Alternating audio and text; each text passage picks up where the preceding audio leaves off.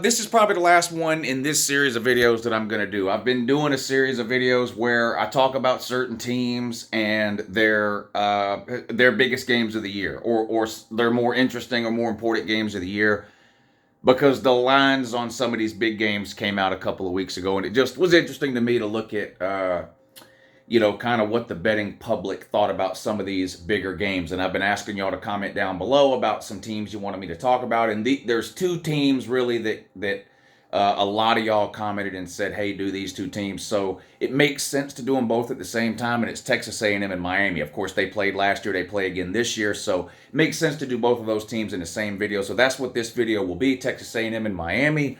What are the early odds on some of their bigger, more important games of the year? I'm going to move on from this series after this, though. Don't worry if there was a team you wanted to hear me talk about that I didn't get to in this series. I'm fixing to start another series of videos kind of similar to the ones I just did. The win totals are now out, too. Win totals are how many games Vegas thinks each team is going to win, right? These are over-unders, basically. So, like, for example, Georgia, they might have at 11, okay, or 11 and a half. So if you think Georgia's going to win more than 11 or 11 and a half games, then you'd bet the over. If you think Georgia's going to win less than 11 or 11 and a half games, you bet the under. That kind of thing. And that's just that's just an example. I don't particularly know what Georgia's is. I haven't looked at them yet, but they'll make for some interesting videos. So if I didn't talk about a team you wanted to hear me talk about during this series of videos, don't worry, I got another one coming up. There's also another couple of videos I want to get to. I tell you what, 200 thumbs up on this video. Hit the thumbs up right now. Hit the like button right now. As soon as this video hits 200, I'll upload another video. Hell, I'll do 3 or 4 videos today alone. If we can hit, if you guys want to see them, just hit that thumbs up video. We get to 200, I'll upload another one. But I got to talk about my boy Stetson Bennett. He's been all in the news the last week or so. I'm sure you've probably seen it. Everybody and their brother is trolling Stetson Bennett for not graduating. I have some thoughts on that I'd like to talk about. And, of course, ACC in the news. A couple of schools in particular, they're mad because they're not getting the money that they think they deserve. And they're threatening to leave. And they can't leave. Anyway, I got some thoughts on all that, too. But let's get to Texas and let's get to Texas A&M and Miami. Two of the most disappointing teams in the country last year, no question about it. Both teams ended up 5-7. Didn't even make a bowl game. Now, at least with Miami, they had a first-year head coach in Mario Cristobal. But the ACC, not very good last year, and Miami only able to go 5-7. Embarrassing losses to Middle Tennessee State and Duke. It was just a disastrous season. At least, though, if you're Miami, you've got sort of a glass half full approach you can take if you choose to, right? Like I said, it was Mario Cristobal's first year, so maybe a little bit of a mulligan there. And I've said this 100 times, whatever you think about Mario Cristobal's coaching ability and how he did last year or whatever, you cannot deny the guy's recruiting ability. He's done it everywhere he's been. He did it at Oregon. He's doing it at Miami. The talent level of Miami's roster is going to be higher year over year as long as Mario Cristobal stays there. So you at least have like maybe something to look forward to there. With Texas A&M, it's a little bit less optimistic in my opinion. Now, I find it hard to believe that they would have a season as bad as last year again, just because they do have so much talent on that roster. But Jimbo's been there plenty of time now. He's been there long enough now. He should not be having 5-7 seasons. And even if you go back to like 2 or 3 years ago, everybody was clowning on Jimbo and Texas A&M because it just seemed like they went 8-4 every single year, like clockwork. You could bank on it. They were going to go 8-4. In fact, with the exception of the COVID year, which, people can disagree on how, what they think about that year in general. It was just a strange year. I think they won 10 games that year total. But other than that, like 8 wins has been the cap and people were crying. Right now, Texas A&M fans would love for Texas A&M to go 8-4 this year. I don't know. They brought in a new offensive coordinator, Bobby Petrino. We'll see if Jimbo lets him run the offense or not. But just a disappointing season for both of these teams last year. Now, last year these two teams played, and it was one of the ugliest football games you'll ever see. The final score was, 17-9? I think Texas A&M actually won that game, didn't they? I got it pulled up here. Yeah, they actually won that game 17-9, but just an awful game. Now, these two teams play again. And here's the thing. This game comes early in the season again. It feels like the loser of this game is kind of set up for a similar year as last year, doesn't it? In other words, if you're a Miami fan and you look at Texas A&M and how bad they were last year and how much better you've gotten potentially at least this year, right, Miami, with a good recruiting class, some good transfers, second year under Mario Cristobal. If you're a Miami fan and Miami goes out early in the year and can't even beat what most people perceive to be a down Texas A&M team, that doesn't bode very well for the rest of the season, does it? If you're a Miami fan, and the same is true, I think, for Texas A&M. You know, you look at last year if you're a Texas A&M fan, and you kind of write it off as an anomaly. And I'm not saying that's wrong of you to do that. I mean, like we said before, yeah, we've been clowning Jimbo for his record every year, but that was 8-4, not 5-7. So it is possible that last year's 5-7 record for Texas A&M is just kind of a one-off kind of blip on the radar and not going to be repeated. I don't want to compare Jimbo and Texas A&M to Brian Kelly and Notre Dame, but Brian Kelly at Notre Dame had sort of a similar reputation. Now, they were winning more games than Jimbo Fisher at Texas A&M, but Notre Dame kind of had a reputation of winning 10 or 11 games a year and absolutely nothing more on top of that. They made a couple of playoffs but lost. In 2020, when they were fully in the ACC, they made the ACC title game but lost. They made a bunch of New Year's Six bowls, lost every single one of them.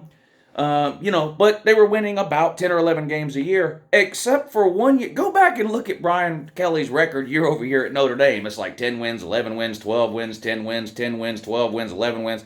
And then out of the blue, they went 3-9 1 year, right? No one knew what to make of it. It never happened again. Never even came close to happening again. It's possible to say a similar thing happens at Texas A&M, and we look back a couple of years at last year's 5-7 season and we go, wow, hard to believe that happened.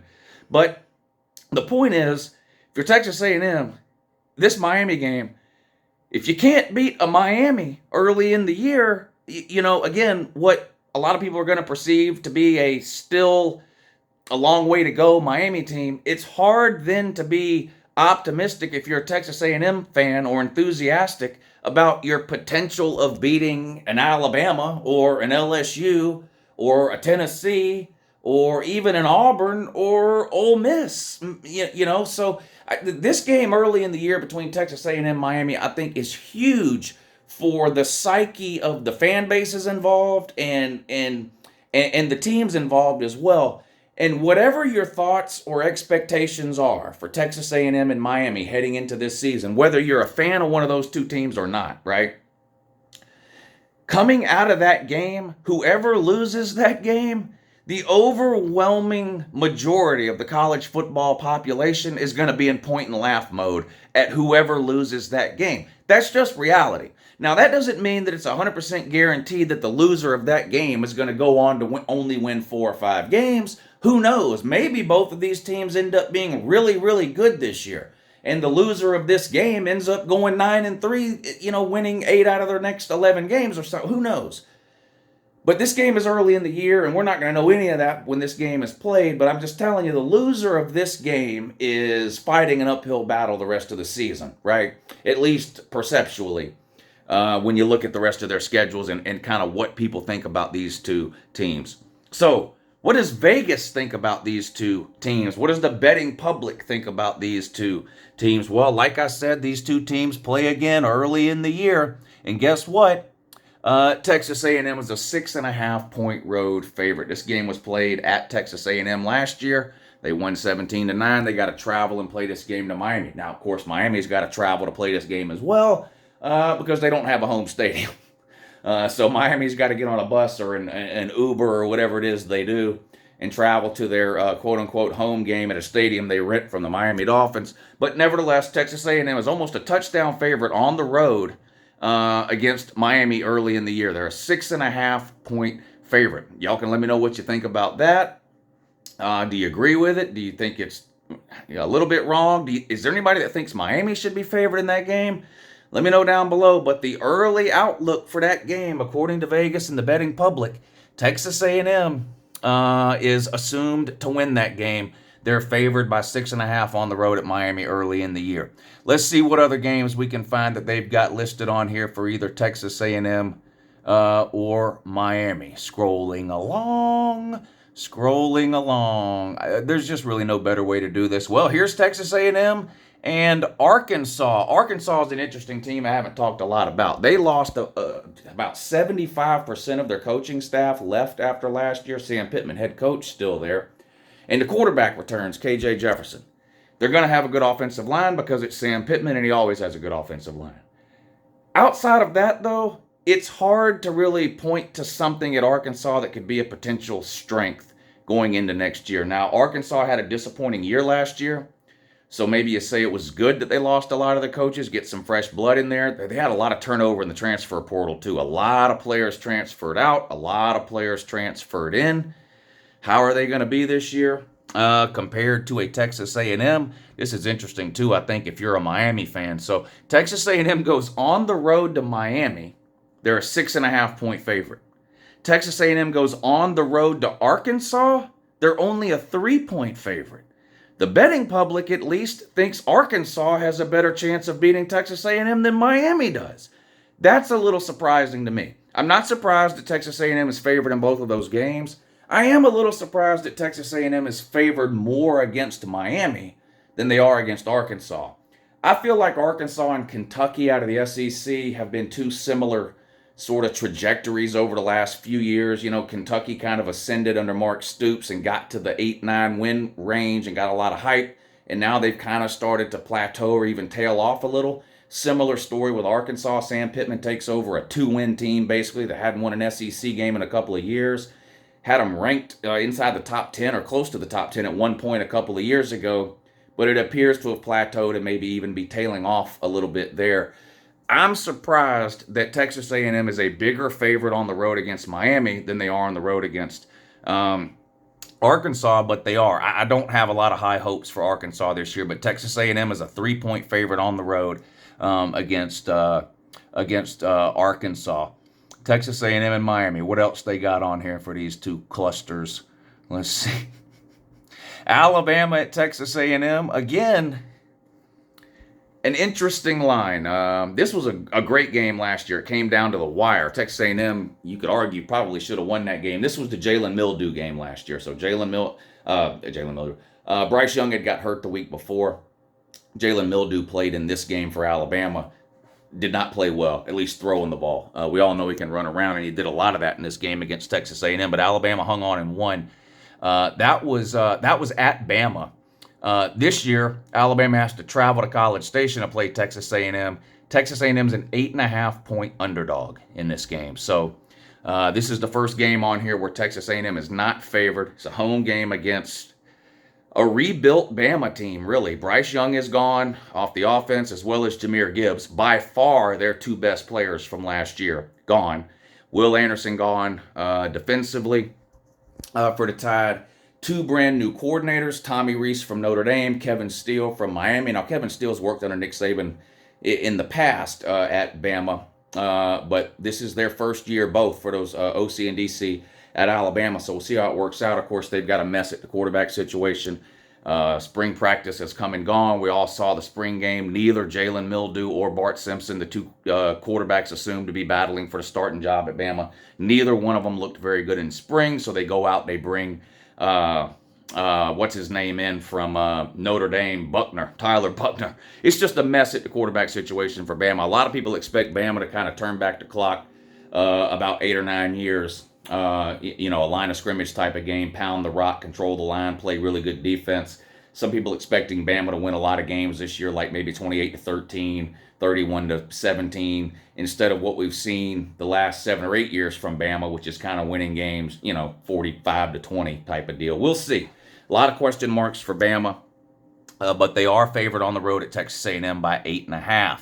Texas A&M and Miami. What else you got on here for me?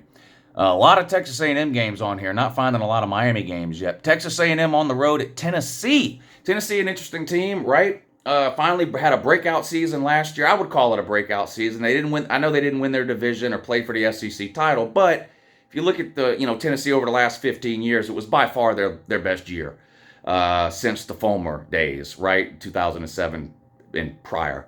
They went 10-2 in the regular season, losing to Georgia and South Carolina both on the road. Neither game was particularly close. absolutely destroyed Clemson in a New Year's Six game. A lot of momentum, a lot of hype for Tennessee heading into this year. Can they do it 2 years in a row? Can they have another great year like they had last year? We'll see. Can they take it a step further? I don't know. We'll see. What does Vegas, what does the betting public think about Texas A&M's chances on the road in Neyland Stadium against Josh Heupel's offense and the Tennessee Vols? Well, Tennessee is an 8.5-point favorite at home against the Aggies. Moving right along at a snail's pace, Miami and Texas A&M. Here you go, Miami, man. Clemson, the Taters, go on the road, technically, to play Miami. Well, not technically. Clemson is going on the road, but like we mentioned before, Miami also, every game they play is basically a road game. They got to get on a bus to go to their home games. Anyway, I don't want to go down that road again. Talked enough about that already. Clemson on the road at Miami. Clemson's a 10-point road favorite. Clemson, another team. DJ Ukulele gone. Cade Klubnik's going to be the quarterback. Will Shipley at running back. I like him. They need some playmakers at wide receiver. They lost a ton on defense. Is that going to matter? How much of a drop-off, if any, is that defense going to have this year versus last year? We'll see. They've recruited well over there, particularly on the front seven.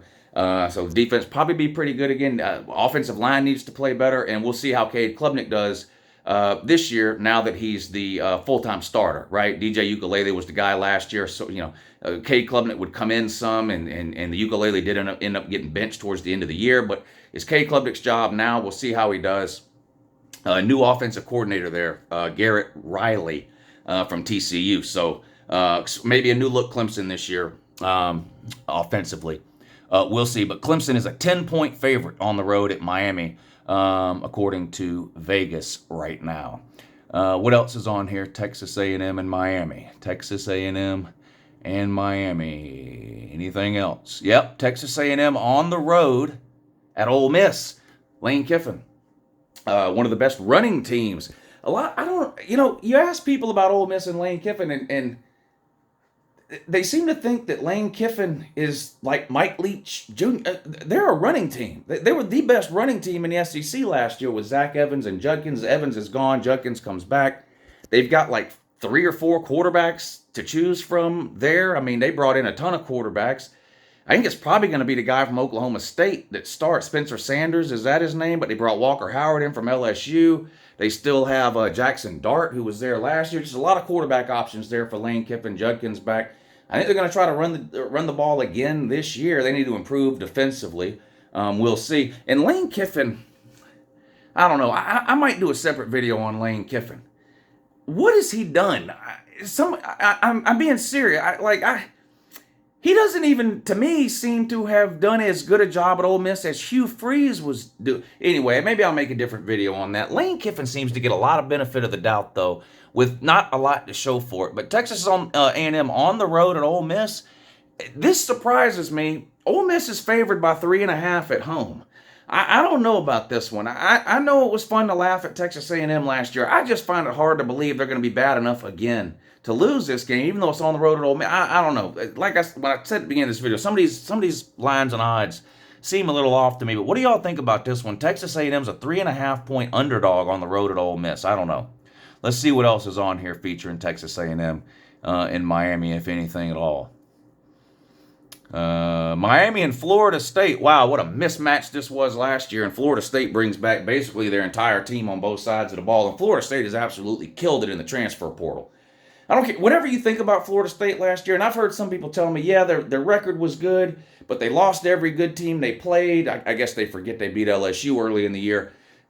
Florida State had that stretch where they lost 3 games in a row to Clemson, Wake Forest, and NC State.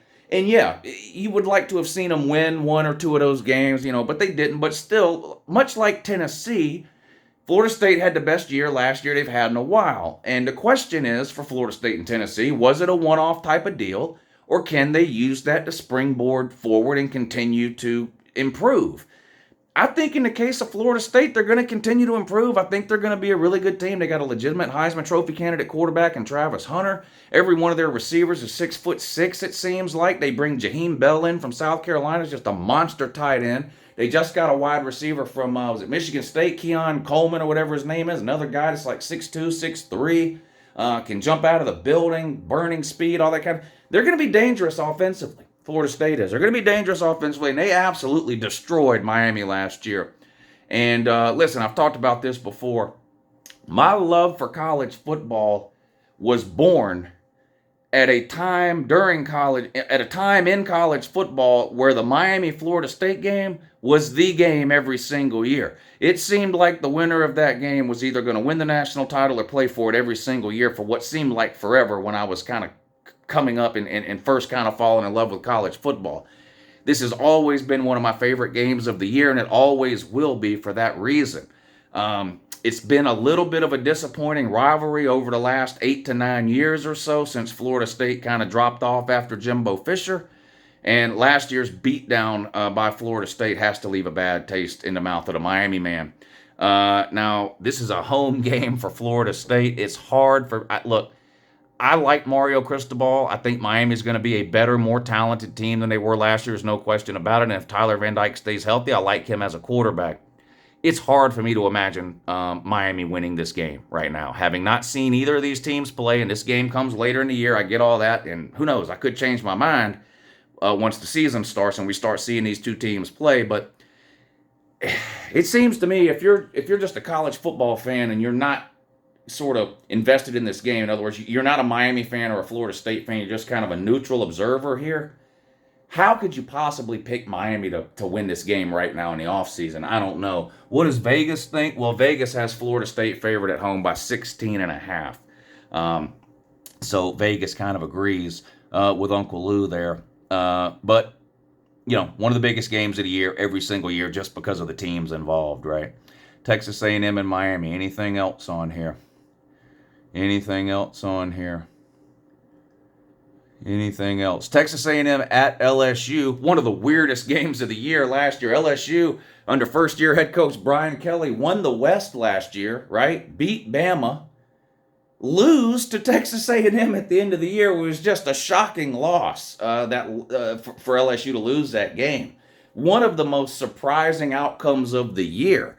Again, this wasn't early in the season when we didn't know how bad Texas A&M was going to be and we didn't know how good LSU was going to be. This was at the end of the year when we knew LSU was good and we knew Texas A&M was bad, and Texas A&M still found a way to beat LSU last year. One of the most embarrassing losses of the year, in my opinion. LSU's favored at home this year by 10.5, and honestly, even though I don't think Texas A&M is going to be as bad as they were last year, this line makes sense to me. LSU's got a lot coming back. I think they're going to be really good. I'm not at all surprised. They're listed as a 10.5 point favorite right now over Texas A&M. And that's it. That's the games they have listed so far for Texas A&M and Miami. You agree with those? Do you disagree with them? What's your overall outlook for those two teams? Who do you think is going to win that game early in the year between Texas A&M and Miami? The game's in Miami. And am I right in thinking that the loser of that game is pretty much finished for the season? Or am I overreacting to that early season game there? Let me know. Don't forget to hit the thumbs up like I mentioned in the beginning. I feel like making a couple of videos today. I got some stuff on Stetson Bennett I want to talk about. The greatest college quarterback in the history of mankind. The ACC situation, you got that going on, and the college football win totals are out. And look, some of them are completely ridiculous. I've got some free money. If you're a gambling type of individual, there's some win totals that you need to bet right now because they're way off, guaranteed money. Anyway, hit that thumbs up. Let me know what you want to hear me talk about, and I'll talk to you soon. Have a good morning.